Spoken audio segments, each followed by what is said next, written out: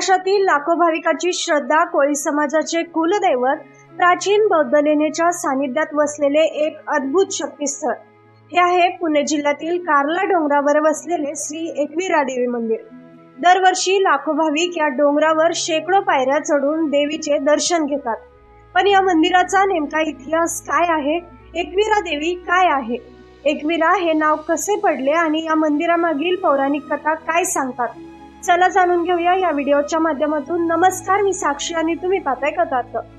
सुमारे 2000 वर्षांपूर्वी सातवाहन काळात कार्ला येथील भव्य बौद्ध लेणीची निर्मिती झाली। त्या काळी हा परिसर प्राचीन व्यापारी मार्गावर असल्याने अनेक व्यापारी, भिक्षू आणि प्रवासी येथे येत असत। कार्ला लेणी आजही भारतातील सर्वात सुंदर आणि भव्य चैत्यगृहांपैकी एक मानली जाते।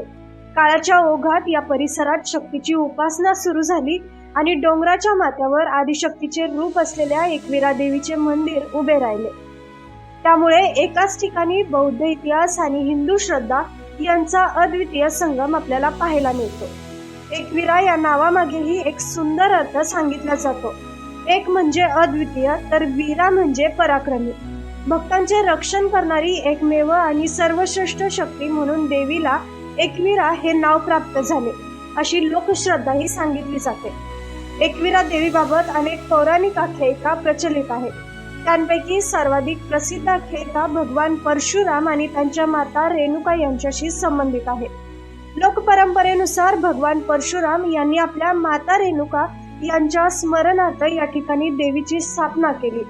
पुढे हेच रूप एकविरा देवी म्हणून प्रसिद्ध झाले। अनेक भक्त आजही एकविरा देवीला रेणुका मातेचे स्वरूप म्हणून पूजा करतात। आणखी एक आख्यायिका महाभारतकालीन ही आहे। वनवासाच्या काळात पांडवांनी या डोंगरावर येऊन देवीची आराधना केली आणि तिचे आशीर्वाद घेतले, अशी स्थानिक श्रद्धा मानली जाते। जरी या कथेला ऐतिहासिक पुरावा उपलब्ध नसला तरी अनेक पिढ्यांपासून ही परंपरा सांगितली जाते। एकविरा देवीचा कोळी समाजाशी अत्यंत जिव्हाळ्याचा संबंध आहे। समुद्रात मासेमारीसाठी जाण्यापूर्वी कोळी बांधव देवीचे दर्शन घेत असतात। समुद्रातील वादळ, संकटे आणि अपघातापासून संरक्षण मिळावे अशी प्रार्थना ते देवीकडे करत असतात। त्यामुळे आजही महाराष्ट्रातील कोळी, आगरी, भंडारी, पाठारे प्रभू आणि इतर अनेक समाजांमध्ये एकविरा देवी कुलदैवत म्हणून पूजली जाते। मंदिरापर्यंत पोहोचण्यासाठी सुमारे 500हून अधिक पायऱ्या चढाव्या लागतात। या प्रवासात भक्त आई एकविरा देवीचा जयघोष करत डोंगर चढतात। गर्भगृहात विराजमान असलेल्या देवीचे दर्शन घेताच सर्व थकवा दूर झाल्याची भावना असे भाविक व्यक्त करत असतात।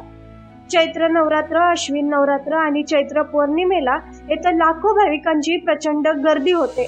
अनेक जण अनवाणी पायऱ्या चढून नवस फेडतात। देवीला नारळ, फुले, साडी आणि ओटी अर्पण करण्याची परंपरा आजही कायम आहे। तर दुसऱ्या बाजूला आदिशक्तीची अखंड भक्ती हा संगम जगात फारच दुर्मिळ पाहायला मिळतो।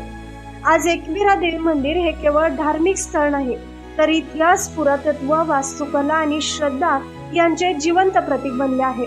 दरवर्षी लाखो भाविक येथे येऊन देवीचे दर्शन घेतात आणि मनोभावे प्रार्थना करतात। म्हणूनच महाराष्ट्रातील शक्तिपीठांचा उल्लेख झाला की कार्ला येथील श्री एकविरा देवी मंदिराचे नाव अत्यंत आदराने घेतले जाते।